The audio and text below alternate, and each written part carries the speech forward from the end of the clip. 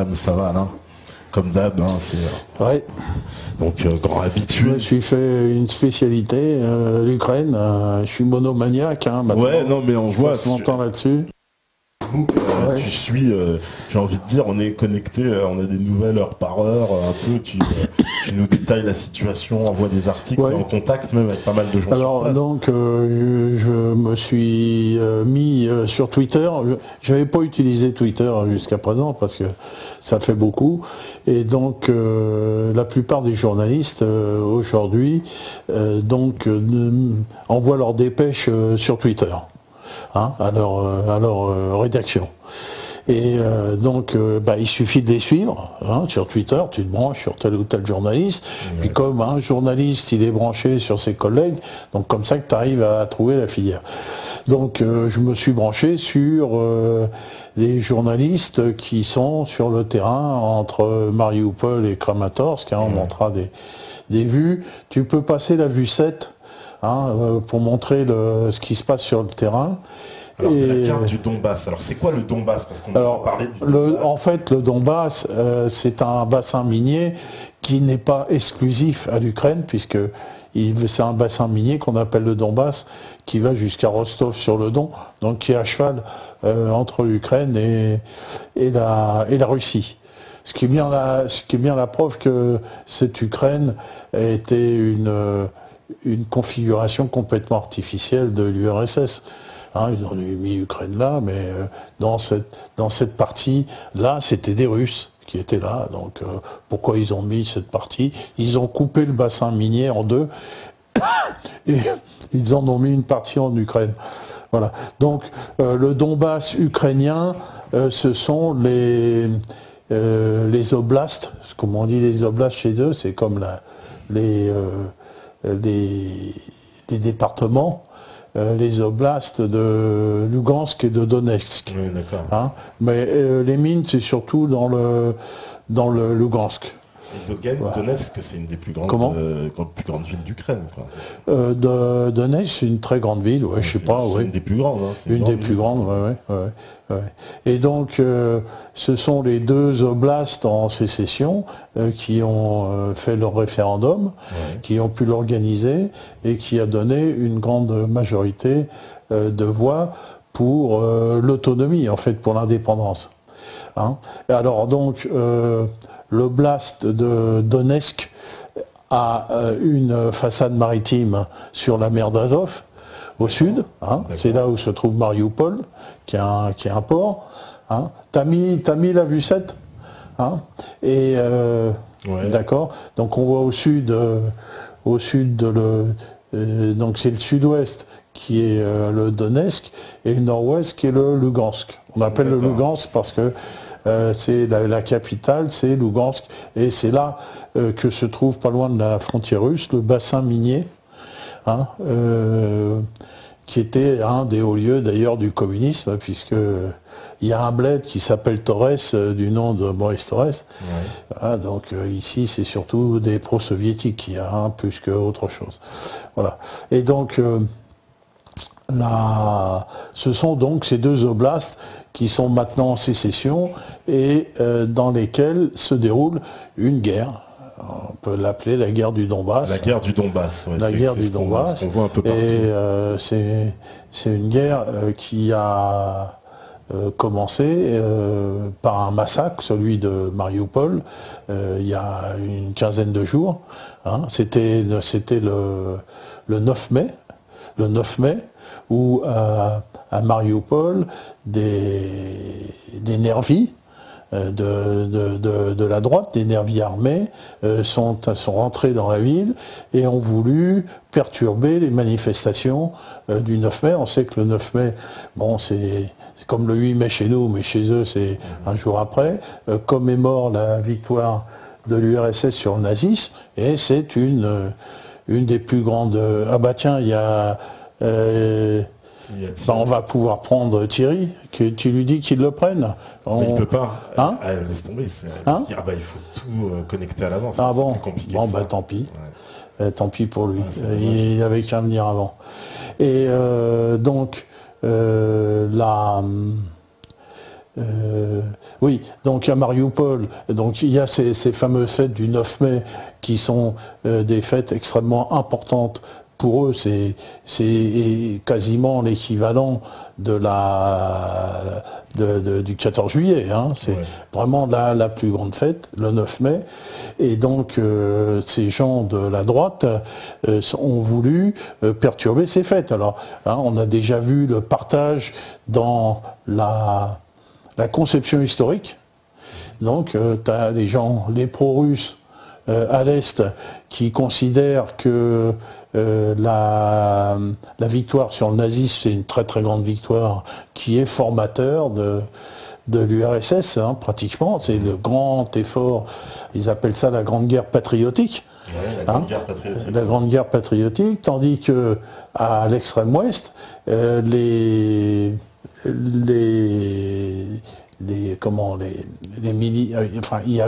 ont formé des groupes SS ukrainiens, hein, des bandéristes, hein, Stepan Bandera, qui était un collaborateur des nazis, et ils ont formé ce groupe de Waffen-SS pro-nazi, et donc ils considèrent que le 9 mai, c'est un jour de deuil. Ouais, hein, voilà. Donc tu vois qu'ils se partagent. Pendant la guerre, il y a eu une forte tendance, une grande partie des Ukrainiens qui étaient pro-allemands. C'est pas une grande partie, c'est une petite partie qui était cantonnée dans l'Ouest, hein, surtout dans l'Ouest. Et puis... Oui, mais c'est un mouvement qui a existé. C'est un mouvement, bien sûr. Même bien si sûr. Comme les Pays-Baltes, on va pas se mentir. Oui, bien sûr. C'est un mouvement qui a existé, mais qui n'a existé que sur une partie du territoire, mais pas de l'Ukraine artificielle aujourd'hui. Tandis que toute l'autre partie, on va dire pro-soviétique, considère que c'est une victoire, les autres une défaite. Sur quelque chose qui est aussi important que cette guerre, si tu veux, il n'y a pas beaucoup de gens, y compris en Allemagne aujourd'hui, qui considèrent que le 8 et le 9 mai, c'est un jour de deuil, y compris en Allemagne, on considère que c'est la fin du nazisme. Moi, j'ai bien connu la République démocratique allemande dans ma jeunesse. Le 8 mai, c'était un jour férié. On fêtait la fin du nazisme et de l'hitlérisme. Donc, y compris pour... C'était pas une guerre qui était une guerre entre nations, c'était une guerre entre systèmes politiques, surtout. Voilà. Bon, alors c'est vrai que les soviétiques ont été envahis. Pour eux, c'était plus une guerre idéologique, mais une guerre patriotique. Hein, voilà. Et donc, le symbole du 9 mai, c'est ce que je porte ici, c'est le ruban de Saint-Georges, qui symbolise la victoire de l'URSS sur le nazisme, et donc qui est devenu la symbolique des autonomistes ou des séparatistes ukrainiens. Hein, c'est-à-dire, si tu portes le ruban de Saint-Georges et que tu te balades à Lviv, tu te fais égorger.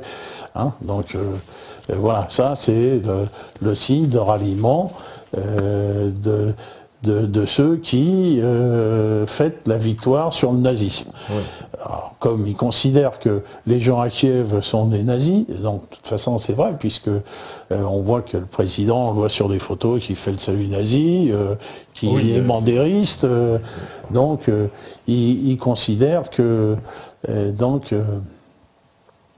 ils sont en lutte ces jours-là contre le nazisme. Donc aujourd'hui encore, donc ils reprennent des thèmes de la guerre 39-45 pour dire voilà, les gens qui vont envahir le Donbass sont des nazis. Mesure, si je me dis, c'était d'interdire la langue russe, hein, ça a été une des premières. Oui, ils ont d'abord. Dès le lendemain, je crois, un truc comme ça. Oui, dès le lendemain, interdire la langue russe, alors qu'il y a très peu de gens qui parlent l'ukrainien, y compris à Kiev, la plupart des gens parlent russe partout, quoi.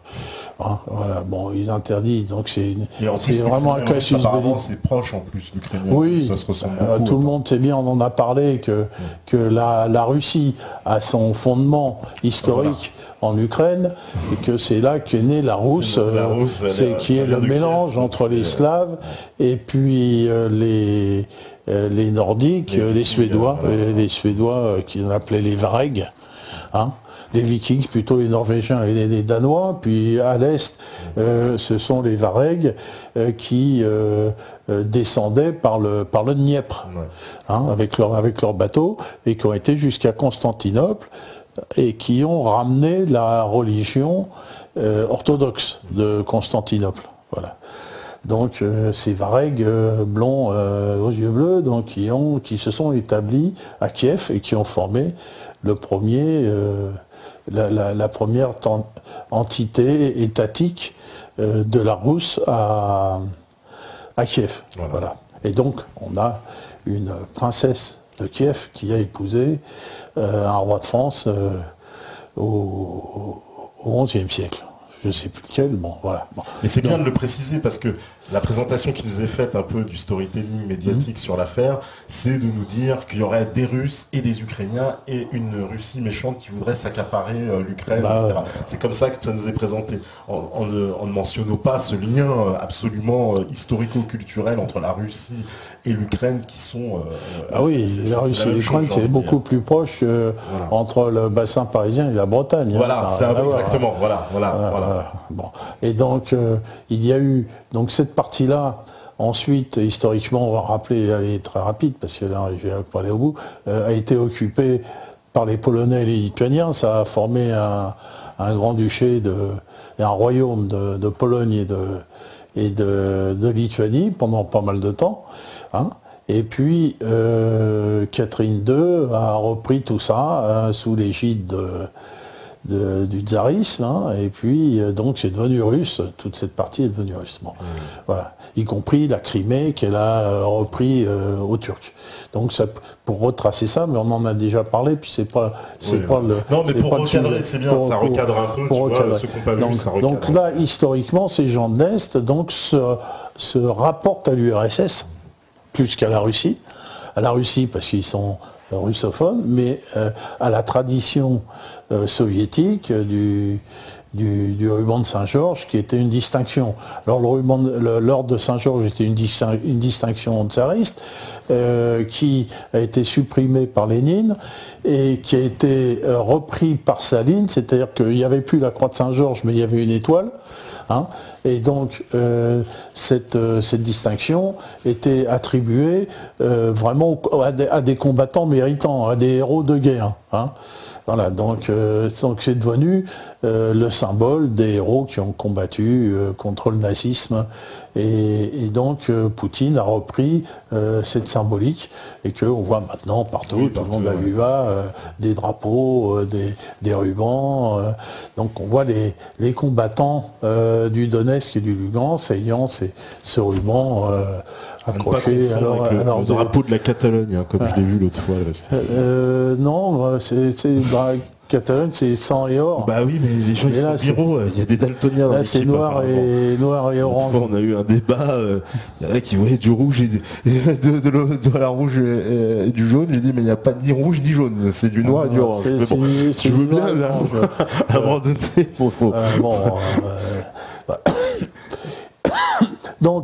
Donc, on en revient à ça. Donc, ces gens-là, quand les nazis de Kiev ont décrété la fin de la langue russe, donc ils se sont révoltés. Tu vois, tous ces gens réapprendre une langue qu'ils ne connaissent pas. Et donc c'est là que ont commencé des prises des bâtiments administratifs où les gens portaient des drapeaux russes, parce qu'au départ, évidemment, il s'agissait du rattachement à la Russie. Et puis quand il y a eu l'exemple de la Crimée, les gens se sont dit, ben, nous aussi, on veut être attachés à la Russie. Hein, donc au début, il n'y avait pas ce fameux drapeau du Donetsk, hein, qui est noir, rouge et bleu, hein, noir, rouge et bleu, du Donetsk, avec l'aigle russe frappé dessus. Et donc ça, c'est devenu l'autonomie, est devenu... Après, on va dire, on va être autonome, et après, quand on sera une république populaire du Donetsk, on va demander un rattachement à la Russie. Voilà, en gros, quelle est leur philosophie. Alors, quand les Américains qui pilotent toute l'opération ont vu d'abord que le peuple de Crimée avait voté son indépendance, puis dans la foulée son rattachement à la Russie. Ils ont commencé à un petit peu avoir les miquettes, et donc ils se sont dit, si tous les russophones font pareil, nous on va perdre tout l'Est et le Sud. Hein, voilà, les russophones, c'est à l'Est et au Sud. Et donc, évidemment, le Sud, c'est la très grande ville d'Odessa. Hein, et puis, Odessa jouxte la Transnistrie. La Transnistrie. La Transnistrie, c'est un D, hein, Nistrie. Voilà, elle aussi a demandé à rejoindre la fédération. Et donc c'est un bout, là c'est le seul bout de l'URSS qui reste. J'utilise encore la faucille, le marteau et le drapeau rouge, la Transnistrie. Hein, et donc là, il y a une armée soviétique qui est toujours là. Et eux ils n'ont pas, ils sont restés soviétiques. Hein, ils n'ont pas. Voilà. Bon. Et donc effectivement, ils ont demandé leur attachement à la Russie. Et donc si il y avait un rattachement entre la Transnistrie, l'oblast d'Odessa, hein, et puis et tout le sud qui va rejoindre l'oblast de Donetsk, qui a aussi, comme j'ai dit, un port sur la mer d'Azov, qui est une petite partie de la mer Noire. Donc, à ce moment-là, l'Ukraine n'a plus accès à la mer Noire. C'est l'Ukraine entre guillemets, c'est les Américains. Dans les terres, c'est un pays sans intérêt, j'ai envie de dire. Les pétzouilles et les fachos, quoi. Ouais. Là, c'est terminé. Donc, ils ont mis le paquet pour garder Odessa. On savait, on pouvait prévoir que Odessa, ils ne se laisseraient pas avoir et qu'ils ont mis le paquet. Donc c'est là qu'ils ont organisé le coup de la maison des syndicats. Et un coup terrible, quoi. Un coup terrifiant. Alors cette histoire, parce que malheureusement l'autre fois on n'avait pas pu diffuser l'interview de Thierry parce qu'il y a un problème de son. Donc il expliquait cette affaire il faut quand même qu'on y revienne un peu. C'est énorme d'atrocité ce qui s'est passé ce jour-là. Oui, alors donc on sait à peu près comment que ça s'est passé. Donc ils ont monté une provocation avec des gens qui jouaient le rôle des pro-russes, hein, et qui ont lancé des objets, des bouteilles incendiaires sur des supporters de foot de Kharkov, et qui les ont, avec l'aide des flics, ils ont attiré tout ce monde-là, ça fait une belle marche, hein, vers la maison des syndicats, où devant, il y avait des tentes et des stands d'autonomistes. La maison des syndicats, surtout des communistes qui avaient là-dedans, et que, évidemment, les communistes, ils sont plutôt pour la Russie. Bon, donc, donc, ils ont amené tous ces gens qui ont détruit les tentes, et les gens qui étaient dans les stands là-devant, ils sont rentrés dans la maison des syndicats. Tu vois ? Hein ? Alors, c'est là que, dans les joueurs de foot, il y avait des tueurs, qui étaient de mêlés aux supporters. Ils sont rentrés dans la maison, ils ont tué les gens. Ils ont exécuté les gens. Apparemment, mais c'est atroce. On voit une femme enceinte avec le fil du téléphone, les gens à coups de hache exécutés, ou avec des armes à feu. Des armes à feu, voilà. Ils ont exécuté, peut-être employé des gaz, on ne sait pas, et brûlé, peut-être au lance-flammes, parce qu'on voit des gens qui sont partiellement brûlés et qui n'ont pas brûlé dans l'incendie. Donc ils sont entrés là-dedans, ils ont exécuté les gens, puis après ils ont jeté des bouteilles incendiaires. Parce qu'il y a que les deux étages qu'on brûlait, parce qu'après on a dit oui, les gens sont morts dans un incendie, c'est ce qui était dit. Oui, bien sûr. Genre comme, donc les gens étaient exécutés froidement pour terroriser. Enfin, c'est les mêmes techniques qui ont été utilisées en Libye et en Syrie. C'est-à-dire qu'on va terroriser les gens pour les annihiler, pour les empêcher de... Alors ça a quand même marché, parce que le mouvement pro-russe s'est quand même tassé à Odessa, et puis maintenant Odessa est quadrillé, quoi.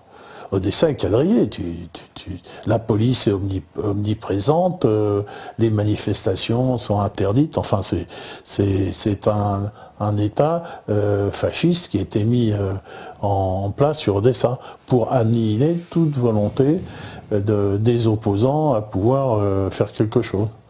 Ouais, parce qu'Odessa est extrêmement stratégique. Comme alors, Odessa est extrêmement stratégique. Alors ils ont fait alors ça c'était le 1er mai, le 9 mai ils ont fait à peu près la même chose à Mariupol, donc ce port donc, à l'extrême sud du Donetsk, et donc là le massacre s'est passé dans l'hôtel de police. Hein, donc d'abord il y a les gens qui sont venus, les néo-nazis qui sont venus, ils ont été à l'hôtel de police, ils ont demandé aux flics de les aider pour aller perturber la manifestation de la victoire. Voilà. Et donc les flics n'ont pas voulu. Ils n'ont pas voulu le faire. Et donc le chef des flics a pris son arme et il a abattu comme ça plusieurs de ses collègues. Voilà. Et s'en est suivi donc une fusillade et donc il y a eu un nombre de morts indéterminé. Durant cette journée, certains parlent de 100 morts, certains parlent de 20, certains parlent de 30, bon, on ne sait pas exactement. Puis le feu a été mis au bâtiment de la police. Puis le feu a été mis à d'autres bâtiments aussi, et donc il y a aussi, durant ces journées, il y a des gens qui ont été assassinés, parce que dans les films, on les voit arriver sur des blindés légers, hein, à toute vitesse, on les voit arriver, puis on voit arriver les gens avec l'arme au poing, et on voit que tous ces gens, ce peuple, comme ils font d'habitude, comme on a déjà montré, hein, qui n'ont pas peur, qui se dressent devant, la foule qui se dresse devant, qui les traite de nazis, de fascistes, et on voit les gens qui les engueulent, et on les voit très bien, ces gens qui n'ont pas l'air de militaires. Hein, ouais, ils n'ont pas. C'est des civils, ouais, beaucoup. On voit, ils tiennent leurs armes comme ça, alors que normalement on tient son arme, le canon par terre, c'est tous les standards d'ailleurs, parce que quand on est comme ça, hop, on se met, tu vois, donc on tient jamais son arme comme ça, on tient toujours comme ça. Bon. Donc ils ont même pas la formation élémentaire de la tenue des gens, hein, surtout la calache, si tu veux, il faut pas laisser son doigt sur la détente, parce que la détente est trop sensible. Donc on tient son arme en bas et on n'a pas le doigt sur la détente, on a le doigt le long du pontet, ce qu'on appelle le pontet, tu vois, la partie là. Donc comme ça on reconnaît au moins des gens qui ont une formation, des gens qui n'en ont pas du tout. Donc les gens ils sont comme ça, hop, et puis les autres arrivent, puis paf, ils tirent dans le tas, quoi. Puis tu vois les gens qui tombent. Puis une balle de calache, surtout si c'est des calaches anciennes, des 7,62, hein, tu vois, ça c'est mortel, quoi. Et on me demande justement, parce qu'on en parlait tout à l'heure, c'est marrant, bon, alors je vais répondre, je vais pas poser toutes les questions parce qu'il y en a plein, mais il y en a qui sont pertinentes, parce que par exemple on me disait, est-ce qu'ils veulent pas faire un scénario à la Lugansk pour Odessa, c'est-à-dire avec ce qu'on a vu, ce qui s'est passé, comment dire, un false flag, quoi, pareil. Est-ce que tu m'as dit à Lugansk, c'est là qu'ils ont placé des gars qui tirent sur la ville, c'est ça? Non, c'était à Mariupol. Ah, c'est à Mariupol, pardon. À Mariupol qu'il y a eu un gros massacre qui a peut-être fait une centaine de victimes. Hein, Mariupol, c'est la ville qui a aussi une ville qui est stratégique, qui est sur la mer d'Azov. C'est un port. Ouais, c'est un port, d'accord. Voilà. Ouais. Voilà. Hein, donc, et donc il y a tellement de prises, donc on voit tout ce qui s'est passé. Et donc aussi, le chef de la police a été pris par la milice et il aurait été pendu. Après un procès, mais on ne sait pas si c'est vrai, si c'est faux, s'il a vraiment été pendu, parce que j'ai vu sur certaines dépêches qu'on l'a retrouvé pendu, d'autres non. On ne sait pas trop.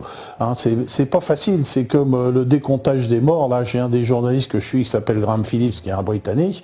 Là, aujourd'hui, peut-être s'il m'écoute, je lui dis bonjour. Et donc il devait aller à la morgue pour essayer de lever le doute sur ce nombre de victimes qu'il y a eu ce jour-là, quoi. Donc les victimes, surtout parmi les policiers et aussi parmi les badauds, les gens qui étaient là et qui. Alors aussi, on peut voir ce peuple qui est quand même curieux parce que va te retrouver devant un homme armé d'un fusil d'assaut. Et puis les gens qui bougent pas, au contraire, qui vont vers eux, puis ils commencent à tirer au-dessus de la tête des gens, tu vois, bon, rafale. Il n'y a pas un qui bouge, il n'y a pas une mémère, pas une babouchia, rien. Les gens, ils ne bougent pas. Et on leur tire au-dessus de la tête, ils ne bougent pas. Et après, il y en a qui tombent, paf, ils tirent dedans. Et les gens ne bougent pas. Et on voit même les gens qui courent après les hommes d'armes après ça. Tu vois ? Donc c'est un peuple quand même qui est quand même curieux. T'imagines ici quoi, tu vois, t'imagines ici des gens qui tirent au-dessus de la tête des gens, tout le monde courrait, ce serait la panique. Mais là non, les gens ils ne bougent pas. On avait déjà vu avant ces gens se placer devant les blindés. Hein, on a même vu à un moment une vieille femme, le blindé arrive, elle se met comme ça, puis le blindé, paf, il pile presque les autres derrière. Mais ça c'était l'armée ukrainienne, tu vois, c'était l'armée ukrainienne il y a 3 semaines. Ouais. Mais maintenant, ça ne l'est plus. Voilà, là, c'est plus l'armée ukrainienne. C'est plus l'armée ukrainienne. C'est des mercenaires, soyons clairs. C'est des éléments. Apparemment, il y a plein d'éléments de la CIA aussi qui ont été introduits. Alors, c'est ce qu'ils appellent, ils ont créé la garde nationale.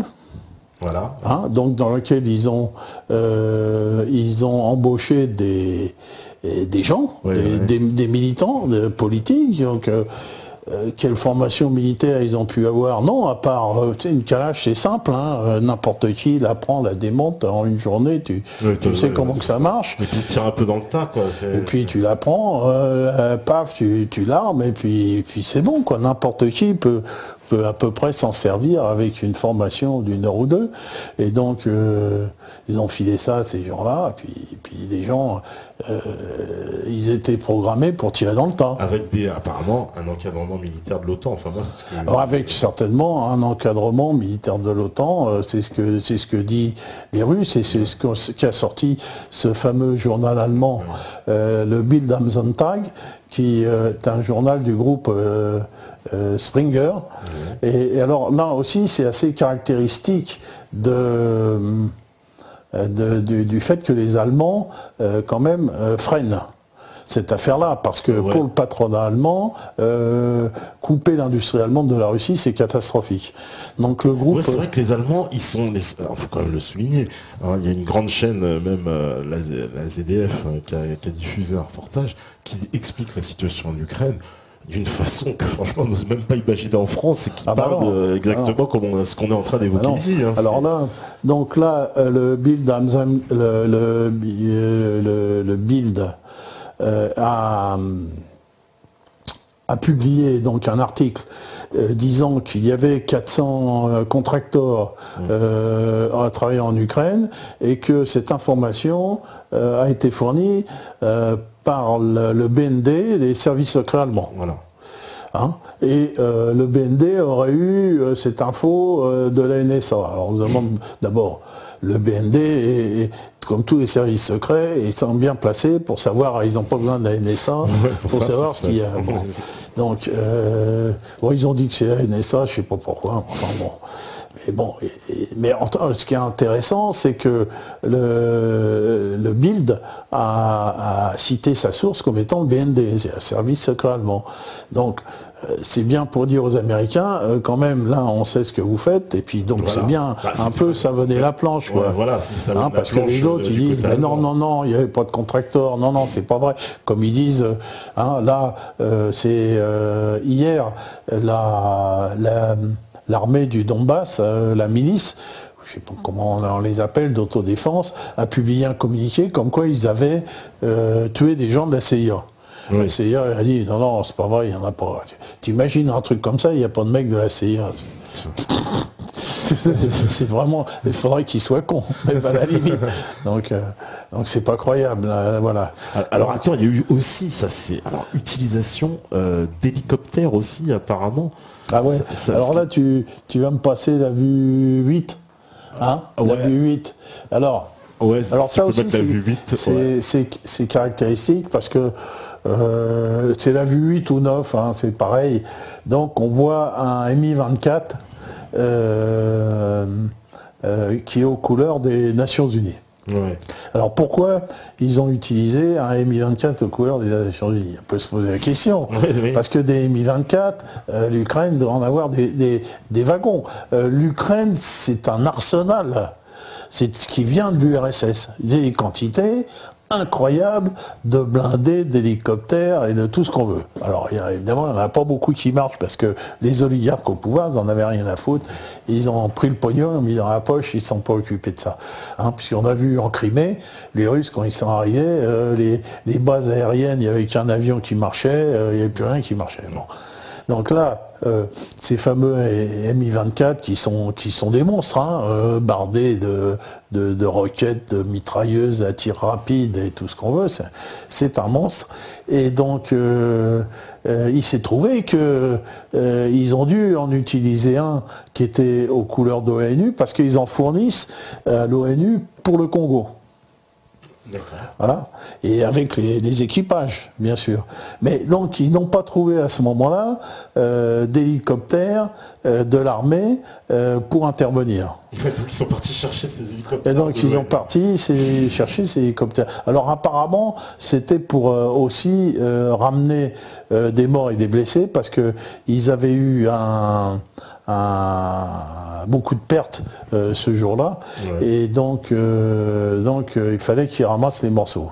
Hein, voilà, donc, alors, cette photo que vous voyez, ce petit film, a été pris par 2 journalistes de Life News.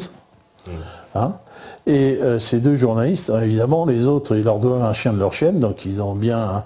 lui ont bien donné puisqu'ils les ont retrouvés et ils les ont fait prisonniers hier.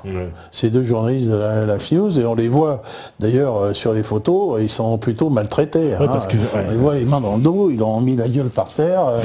Et donc, c'est la démocratie. Et pour eux, alors ils ont à côté, ils ont trouvé un Strela, un missile anti-aérien. Et donc ils disent, ouais, ce mec-là, c'est pour des journalistes, c'est des terroristes. Donc, on me demande d'ailleurs, c'est vrai, s'il y a des djihadistes aussi, t'as des infos de ce côté-là? Est-ce qu'ils vont incruster leur bande de Syrie là, pour aller les envoyer? Alors, là, parce que Thierry, lui, il avait l'air de dire de ça la dernière fois, il disait... Les bandes ont l'air de se retirer de Syrie, il faut bien qu'elles aillent quelque part. Oui. Là, on pense que les bandes qui vont être retirées de Syrie vont être mises contre la Russie, soit en Crimée, soit surtout au Daghestan. Daghestan, oui. Voilà. Une autre république où il y a pas mal de problèmes. Voilà. Donc ils vont les mettre là. Peut-être qu'ils vont mettre des gens qui ont une expertise de combat, qui peuvent les mettre avec les nazis. Hein. Tu vois, parce qu'ils s'entendent bien entre eux, puisqu'il y avait un chef nazi qui était combattre avec les Takfiris en Tchétchénie, hein, celui qui en a retrouvé mort, hein, curieusement. Bon, donc ces gens-là, donc Thierry a fait un article ce matin qui montre la collusion entre les nazis et les Takfiris, les deux pilotés par les Américains, parce que effectivement, pour aller déstabiliser un pays, il faut beaucoup de violence et de détermination, des gens qui n'hésitent pas à tuer, quoi. Hein. Voilà, donc il y a cette concomitance entre les nazis et les Takfiris, et ils vont certainement utiliser les deux. Voilà. Donc face à cette agression extrêmement violente, parce qu'au début c'était bon enfant, hein, on a vu. Hein, ils prenaient les bâtiments, les flics, ils filaient leurs armes, enfin, les flics, ils n'ont jamais été trop combatifs, et donc même les nazis de Kiev les ont accusés de tous les maux de collusion, etc. Et ils ont bien vu qu'ils ne pouvaient pas compter dessus, donc ils ne pouvaient compter ni sur la police, ni sur l'armée. Donc c'est là qu'ils ont créé ces brigades spéciales et que donc dans les brigades spéciales, il y a à la fois la garde nationale et donc il y a la garde personnelle de cet oligarque juif de Dniepr, le bataillon du Dniepr. Je sais plus son nom, hein, c'est les noms ukrainiens. Bon. Et donc lui, c'est un juif sioniste, hein, il a un kippa, il fait partie des grandes associations sionistes internationales. Hein, c'est le deuxième ou le troisième homme le plus riche d'Ukraine. Et il finance les nazis. Non, mais c'est complètement dingue quand même. Attends. Il finance Pravil Sector. Il a créé un bâtiment, un bataillon néo-nazi, hein, le bataillon Dniepr. Tu veux dire un milliardaire juif ukrainien, il finance... Il finance les nazis. Les nazis qui, eux, quand ils manifestent dans les rues, ils vont dire on va prendre les juifs. On va prendre les juifs. C'est ce qu'on a vu, ils crient ça, oui, sur leur slogan. Ouais, et il y a même eu, alors c'est à Kiev, le grand rabbin qui s'est fait agresser, etc., par des nervis. Ouais. Enfin, c'est complètement... Et la communauté juive d'Odessa est terrorisée. Oui. Alors ils ont dit, on va partir en Israël. Oui, voilà, j'ai vu une discussion. Donc c'est tout gagné. Est-ce qu'Israël n'est pas en train d'organiser des troupes partout? Parce que bien sûr. Cette folie qui se passe en France, où on sait qu'il y a beaucoup de juifs français qui retournent en Israël, en Ukraine, c'est de la... Bien sûr. Parce qu'il y avait aussi les fameux tireurs d'élite israéliens qui avaient été arrêtés à Kiev, si je m'abuse, qui avaient participé à l'incident de la place Médane et qui avaient tiré sur la foule, apparemment. Et alors là, cet oligarque juif avec son nom accouché d'or, et donc il n'a pas payé ses mecs le mois dernier, et donc ils veulent lui faire la peau, quoi. Donc là, il a préparé son avion, il est prêt à foutre le camp en Israël avec le pognon. Bon. Mais il faut dire que ce type-là, c'était aussi un gangster. Hein. Il s'est accaparé des biens, des armes à la main. Quand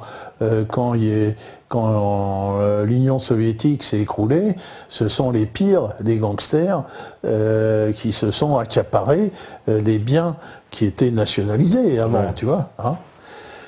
Donc c'est vraiment la lie de la société, ces gens-là, ces oligarques qui maintenant dirigent totalement l'Ukraine, quoi. Oui. Hein, c'est l'association des oligarques et des nazis. Hein, voilà en gros ce qui dirige ce pays. Et donc les braves travailleurs du Donbass et du Donetsk ont pris les armes, donc tu vois, des pépères un peu, pas ventripotents, mais entre deux âges, Monsieur Tout le Monde, Monsieur Tout le Monde, qui ont un peu pris les armes. Alors, faut dire que alors ouais, montre-nous. Il y avait. Alors, on va prendre quelques vues de. Alors, oui, pour nous montrer un peu déjà dans quoi, là, je vois, voilà, quelles armes ils ont utilisées, voilà, tu as toutes... alors, on va prendre les armes. Là, on voit, prends la vue 12, là, on voit les pépères, là, sur la vue 12, hein, et donc, là, tu vois, quelques miliciens avec leurs armes. Alors, on a parlé tout à l'heure de... Alors ça, c'est la guerre populaire. Ça, c'est Slaviansk, hein, tout ça, c'est Slaviansk. Hein, voilà, c'est Slaviansk est devenu symbolique, hein, d'ailleurs mourir pour Slaviansk, c'est le symbole de la résistance aujourd'hui. Slaviansk, c'est une grande ville. Et donc eux, ils ont pris des armes, et il faut dire qu'ils ont pris plusieurs APC. Hein, des APC, c'est des transports de troupes blindées, Armored Personal Vehicle en anglais. En français, c'est verbé véhicule blindé de l'avant. En fait, c'est un blindé transport de troupes. Hein. Donc ces APC, ils en ont pris plusieurs. Il y a 8 hommes dedans. Et donc comme ça vient, donc c'est l'organisation militaire de l'URSS, par APC, il y a plusieurs, ce qu'on appelle des manpad, en anglais c'est un acronyme qui désigne un tube, un tube lance-roquettes. Ouais. Alors ces tubes lance-roquettes sont des roquettes qui sont destinés contre les véhicules blindés ou contre les avions. Ça dépend, on va passer en revue. Ça, c'est quand même intéressant parce que l'utilisation des manpads change un petit peu la guerre populaire. On en a parlé à propos de la Syrie parce que les Takfiris n'en sont pas dotés. Et là, il était question que les Américains leur fournissent des manpads. anti-tank. Hein. Les takfiristes, ils n'ont que des RPG-7. Alors, le RPG-7, c'est un lance-grenade autopropulsé, donc c'est cette espèce de tube qui n'est pas très grand, qui se porte à l'épaule, et devant il y a une grenade qui est une charge creuse. Ouais. Hein, tu vois comment fonctionne la charge creuse. Le devant a une forme biconique, et la charge creuse donc réverbère le flux de l'explosion, hein, vers un point, tu vois, ça focalise l'explosion sur un point en envoyant un peu de métal en fusion et ça perce les blindages. Hein, au lieu d'avoir une explosion qui va se répandre et qui va avoir qu'un effet de souffle, donc toute la force chimique, on va la concentrer sur un point. Et donc ça fait des trous, des petits trous comme ça dans le blindage. Hein, et donc ça va développer une chaleur de plus de 1000 degrés à l'intérieur du véhicule. Donc tous les gens ils crament à l'intérieur. Bon. Donc ça, le RPG type RPG-7, que possèdent les Syriens, si tu veux, n'a pas de mécanisme de système de recherche. Ouais. Il faut viser carrément le véhicule. Hein. Et donc là, les soviétiques ont créé après le RPG-7, donc maintenant ça va jusqu'au RPG-29, qui sont des tubes jetables. Donc le RPG-7, il faut recharger sa grenade autopropulsée, et tandis... Non, ça c'est autre chose. Là, sur la Vue 9, le type, il a en bandoulière un RPG qui est à peu près, on ne peut pas savoir, mais c'est après le 16. Alors ça c'est un tube qui comporte sa roquette, donc c'est un tube jetable. Quand il aura balancé son pruneau, ça sert qu'une fois. Il y a la roquette à l'intérieur, ça pèse 8 à 10 kilos, ce truc-là, et donc il y a à l'intérieur des roquettes de différentes utilisations. Donc du coup ils pouvaient plus se déplacer, les gars ils avaient ça, donc les autres... voilà, alors donc tu vois les types, ils ont ça, ça veut dire que ils sont, tu vois, on les voit, ils sont à 3, c'est des petits groupes, hein, et donc ils peuvent, en se cachant, s'approcher. C'est quelle vue ? S'approcher comment ? C'est la vue 12. Ouais, la 12, ouais. S'approcher des véhicules et les détruire, c'est ce qu'ils ont fait. Hein, donc ils ont détruit des véhicules, et quand tu vois le 13, tu prends le 13 à côté, là, on voit ce qui reste d'un blindé, on voit le tube, c'est un mortier automoteur qui était là, hein, qui avait avant. Hein, donc c'est avec ça qu'ils bombardent Slaviansk de loin. Hein, ça c'est des roquettes de 120 qui s'attirent le mortier. Le mortier il part en hauteur comme ça.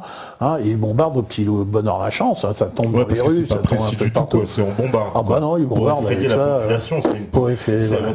Voilà, donc là, ce truc a pris un coup de roquette. Il faut voir ce qui reste. Hein. Il reste vraiment un tas de ferraille. Hein, donc voilà. Et donc ce qui était là-dedans, c'est des véhicules, tout ça c'est du matériel d'origine soviétique qui est bien particulier parce que ces véhicules sont à la fois transport de troupes pour l'infanterie et comportent un type d'arme, soit un canon, soit une mitrailleuse, soit un mortier. Là c'était un mortier. Donc les mecs qu'il y a là-dedans, il y a 8 mecs, ils sont tous morts d'un coup. Hein. Donc on voit bien qu'il vaut mieux être les 3 types qu'il y a au-dessus que les 8 types qu'il y a dans le truc. Donc, c'est marrant, il y a un spécialiste, je pense, ce qu'on me dit, c'est un système d'armes sol-air très courte portée, 5 km de rayon d'action pour l'aérien, hélico, avion et drone. Oui, je vais y revenir, ouais. C'est le Strela.